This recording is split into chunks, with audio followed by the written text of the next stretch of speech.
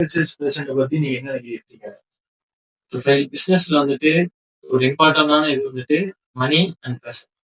நிறைய காசு வச்சு பொறுமை இல்லாம பிசினஸ்ல தோத்தவங்களே இருக்கிறாங்க. கம்மியான காசை வச்சு பொறுமை அதிகமா இருந்து பிசினஸ்ல வின் பண்ணவங்களே இருக்கிறாங்க. சோ வந்துட்டு ஒரு பிசினஸ்ல வந்துட்டு ரெண்டுமே வந்துட்டு இம்பார்ட்டன்ஸ் இருக்கு.